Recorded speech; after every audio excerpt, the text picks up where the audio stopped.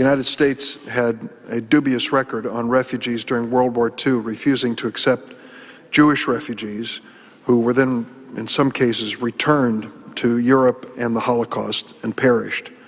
After World War II, a new policy emerged in the United States, a bipartisan policy, and the United States became more open, in some cases generous, to accepting refugees. The numbers, I've heard various numbers, but 650,000 Cuban refugees who came to the United States during the ascendancy of the Castro regime, 125,000 or more Soviet Jews accepted in the United States, spared from persecution in the Soviet Union, 400,000 from Eastern Europe after World War II, 400,000 from Vietnam, 150,000 from the former Yugoslavia. In the audience today is Omar al-Muqdad. I don't know if he could please stand here. Mr. Muqdad is a Syrian refugee. His story is a story of a journalist who for more than a decade publicized human rights abuses by the Assad regime, arrested 7 times, imprisoned for 2 years. When he refused to stop writing after that, the prison guards broke his hands. After his release from prison, he continued to write about the abuses of the Syrian security forces. When he was again pursued by the regime, he fled to Turkey.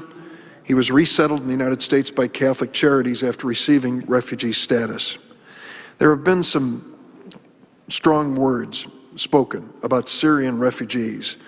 In fact, during the course of the campaign, there were some who said we should accept none, and many who've questioned whether we should accept any refugees from anywhere. Despite the lengthy vetting process and background checks, some have said no refugees, we're finished with that business.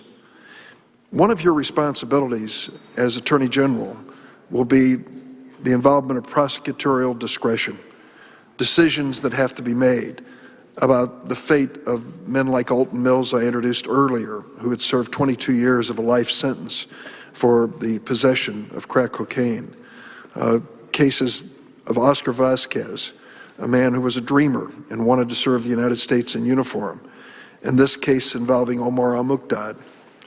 The American Bar Association standards say the duty of a prosecutor is to seek justice, not merely to convict. It is an important function of the prosecutor to seek to reform and improve the administration of criminal justice. When it comes to cases like these, in your role as the leading prosecutor in the United States of America, what is your feeling about your discretion to make the decision as to whether or not to spare individuals like those I've described? I've been made aware in the last several years how this process works. It's really the Secretary of State, usually through consultation with the President, that decides how many refugees should be admitted to the country. And there's little Congress can do other than getting into a funding argument with the President about that. So Secretary Kerry met with members of the Judiciary Committee to announce what he planned to do on refugees. That will be how it would be decided, and legally the President appears to have that power, but it would be my responsibility, I think, to make sure that it was exercised within the bounds of law. But you have a responsibility too. You oversee the Office of the Pardon Attorney, which recommends that sentences like those of Alton Mills be commuted. You oversee the immigration courts, which are responsible for interpreting how our nation's immigration laws apply to dreamers and refugees like Mr. Muqdad. So this isn't another agency, it is the Department of Justice, and you will be the leader of that department. You will have the authority and prosecutorial discretion. You can't point to Congress and you can't point to the State Department. There's a responsibility within your own department.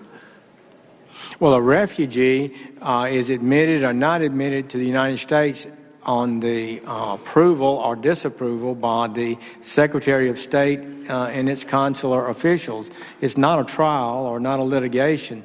So that's how that would be determined. The gentleman from Syria that you mentioned should have be able to make a strong case for his acceptance as a refugee because he's been damaged and injured and attacked and at risk for his writings. So that would give him a